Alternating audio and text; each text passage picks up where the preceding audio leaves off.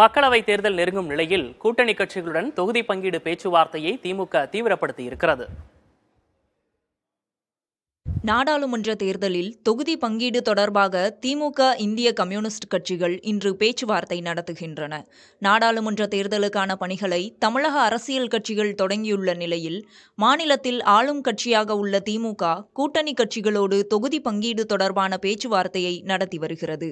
கடந்த 24ஆம் தேதி காங்கிரஸ் கட்சியுடன் தொகுதி பங்கீடு தொடர்பான முதற்கட்ட பேச்சுவார்த்தையை நடத்திய திமுக, இன்று இந்திய கம்யூனிஸ்ட் கட்சியுடன் தொகுதி பங்கீடு தொடர்பான பேச்சுவார்த்தையை நடத்த உள்ளது.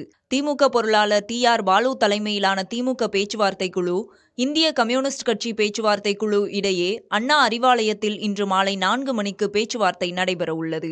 2019 நாடாளுமன்ற தேர்தலில் திமுக கூட்டணியில் இந்திய கம்யூனிஸ்ட் கட்சிக்கு திருப்பூர் மற்றும் நாகப்பட்டினம் ஆகிய 2 தொகுதிகள் ஒதுக்கப்பட்டன.